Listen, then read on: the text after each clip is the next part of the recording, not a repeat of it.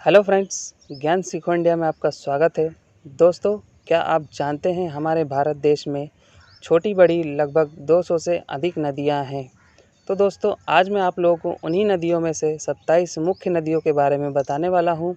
तो दोस्तों, बने रहें वीडियो में लास्ट तक। अगर आप हमारे इस चैनल पर नए हैं तो चैनल को सब्सक्राइब और वीडियो को लाइक करना ना भूलें। चलिए आगे बढ़ते हैं। नंबर 1, सिंधु नदी। भारत की सबसे लंबी नदी सिंधु नदी है। सिंधु नदी का लंबाई 2900 किलोमीटर है। सिंधु नदी का उद्गम तिब्बत में स्थित सिनकबाब नामक जलधारा से हुआ है। भारत में सिंधु नदी तिब्बत और कश्मीर के बीच बहती है।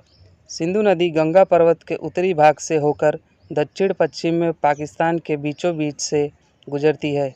सिंधु नदी की 5 उपनदियां हैं: इरावती, बिपाशा, बिस्ता, चंद्रभागा एवं सद्रु है। नंबर 2 पे है गंगा नदी। गंगा नदी उत्तरी भारत की सबसे प्रमुख नदी है। गंगा नदी की लंबाई कुल 2525 किलोमीटर है। गंगा नदी की 8 उपनदियां हैं। इसके उपवास क्षेत्र में भारत के सबसे घने बसे और उपजाऊ राज्य उत्तर प्रदेश, बिहार और पश्चिम बंगाल में आते हैं। नंबर 3 पे है झेलम नदी। झेलम नदी कश्मीर की घाटी से दक्षिण पूर्व में 4900 मीटर की ऊंचाई पर स्थित वेरीनाग के निकट झरने से निकलती है। कश्मीर में बहुत सी नदियां इससे आकर मिलती है। पाकिस्तान में प्रवेश करने से पहले ये नदी श्रीनगर और वुलर झील से बहते हुए एक तंग व गहरे महाखंड से गुजरती है और पाकिस्तान में जंग के निकट यह चेनाब नदी से मिलती है। नंबर 4 पे है रावी नदी। रावी नदी हिमाचल प्रदेश की कुल्लू पहाड़ियों में रोहतांग दर्रे के पश्चिम से निकलती है और राज्य की चंबा घाटी से बहती है। अपने उद्गम स्थान से शुरू होकर पाकिस्तान में मुल्तान के निकट चेनाब नदी के साथ मिलने तक यह 720 किलोमीटर की दूरी तय करती है। नंबर 5 पे है व्यास नदी। व्यास नदी पूरे सिंधु प्रवाह तंत्र में एक ऐसी नदी है जो पूर्णतः भारत में बहती है। यह नदी हिमालय में स्थित रोहतांग दर्रे में 4067 मीटर की ऊंचाई पर स्थित व्यास कुंड से निकलती है।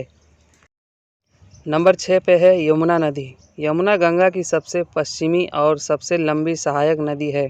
इसका उद्गम यमुनोत्री हिमनद है। इसका अधिकांश जल सिंचाई उद्देश्यों के लिए पश्चिमी और पूर्वी यमुना नहरों और आगरा नहर में आता है। नंबर 7 पे है रामगंगा नदी। यह नदी गैरसैंण के निकट गढ़वाल की पहाड़ियों से निकलने वाली अपेक्षाकृत छोटी नदी है। अंत में कन्नौज के निकट यह गंगा नदी में मिल जाती है। नंबर 8 पे है घाघरा नदी। घाघरा नदी को पहाड़ी क्षेत्र में कंडियाली या कौरियाला और मैदान में घाघरा कहते हैं। शारदा नदी इससे मिलती है और अंत में छपरा बिहार में यह गंगा नदी में विलीन हो जाती है। नंबर 9 पे है गंडक नदी। यह नदी 2 धाराओं काली गंडक और त्रिशूल गंगा के मिलने से बनती है। बिहार के पंचारण जिले में यह गंगा नदी मैदान में प्रवेश करती है और पटना के निकट सोनपुर में गंगा नदी में मिलती है। नंबर 10 पे है काली गंगा। इस नदी का उद्गम उत्तराखंड में पिथौरागढ़ जिले में है। यह भारत नेपाल सीमा के साथ बहती हुई, जहां काली या चाइक कहा जाता है, घाघरा नदी में मिल जाती है। नंबर 11 पे है बेतवा नदी। बेतवा नदी मध्य प्रदेश के भोपाल से निकलकर उत्तर पूर्वी दिशा में बहती हुई भोपाल, ग्वालियर, झांसी, जौलान आदि जिलों में होकर बहती है। नंबर 12 पे है सोन नदी। गंगा के दक्षिण तट पर मिलने वाली यह एक बड़ी सहायक नदी है जो अमरकंटक पठार से निकलती है। पठार के उत्तरी किनारे पर जल प्रपातों की श्रृंखला बनाती हुई यह नदी पटना से पश्चिम में आरा के पास गंगा नदी में विलीन हो जाती है। नंबर 13 पे है ब्रह्मपुत्र नदी। ब्रह्मपुत्र नदी को ब्रह्मा की बेटी भी कहा जाता है। विश्व की सबसे बड़ी नदियों में से एक ब्रह्मपुत्र का उद्गम कैलाश पर्वत श्रेणी से मानसरोवर झील के निकट चेमायुंगडुग हिमनद में है। नंबर 14 पे है कोसी नदी। कोसी नदी गंगा नदी की सबसे बड़ी सहायक नदियों में से एक है। इसका उद्गम तिब्बत में माउंट एवरेस्ट के उत्तर में है। जहाँ से इसकी मुख्य धारा अरुण निकलती है। इस नदी में बाढ़ें बहुत आती हैं, जिसके अपार जन धन में हानि होती है, इसलिए इसे शोक नदी भी कहते हैं। नंबर 15 पे है चंबल नदी। यह नदी मध्य प्रदेश के महू के निकट जनापाव पहाड़ी से निकलती है, जो समुद्र तल से 616 मीटर ऊंचाई है। नंबर 16 पे है कृष्णा नदी। कृष्णा नदी पूर्व दिशा में बहने वाली दूसरी बड़ी प्रायद्वीपीय नदी है, जो सह्याद्री में महाबलेश्वर के निकट निकलती है। इसकी कुल लंबाई 1401 किलोमीटर है। नंबर 17 पे है कावेरी नदी। कावेरी नदी कर्नाटक के कोडागु जिले में ब्रह्मगिरी पहाड़ियों से निकलती है। यह मैसूर पठार में नदी कई जलप्रपात बनाती है, जिसमें शिवसमुद्रम प्रसिद्ध है। नंबर 18 पे है तुंगभद्रा नदी।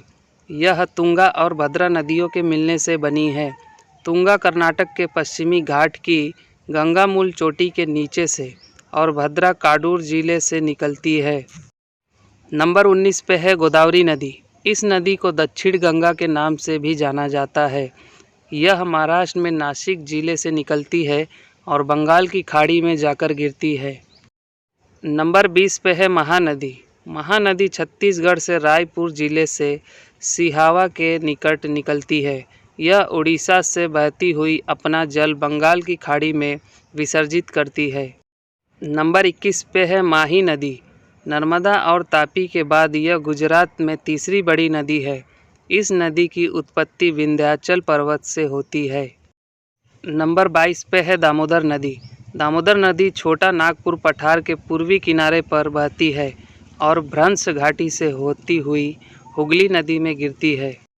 नंबर 23 पे है महानंदा नदी। महानंदा नदी गंगा की एक सहायक नदी है, जो दार्जिलिंग पहाड़ियों से निकलकर पश्चिमी बंगाल में गंगा के बाएं तट पर मिलने वाली अंतिम सहायक नदी है।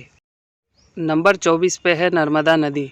नर्मदा नदी अमरकंटक पठार के पश्चिमी पार्श्व से लगभग 1057 मीटर की ऊंचाई से निकलती है। नंबर 25 पे है तापी नदी।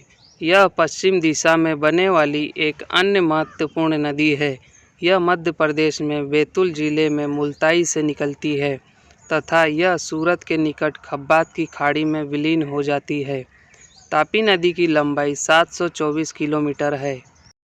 नंबर 26 पे है लूनी नदी। लूनी नदी पुष्कर के समीप दो धाराओं सरस्वती और सागरमती के रूप में उत्पन्न होती है, जो गोविंदगढ़ के निकट आपस में मिल जाती है। तलवाड़ा तक यह पश्चिम दिशा में बहती है और उसके बाद दक्षिण पश्चिम दिशा में बहती हुई कच्छ के रन में जा मिलती है। नंबर 27 पे है साबरमती नदी। साबरमती नदी का उद्गम अरावली की पहाड़ियों में राजस्थान के गुंडरपुर जिले में स्थित है, जहां से यह दक्षिण और पश्चिम दिशा में 300 किलोमीटर की दूरी तय करने के पश्चात खब्बात की खाड़ी में विलीन हो जाती है। तो दोस्तों, ये था हमारे देश के 27 मुख्य नदियों की कुछ जानकारी। अगर दोस्तों इसी तरीके का नॉलेजेबल वीडियो देखने के लिए हमारे चैनल को सब्सक्राइब और वीडियो को लाइक करना ना भूलें। मिलते हैं नेक्स्ट वीडियो में। जय हिंद।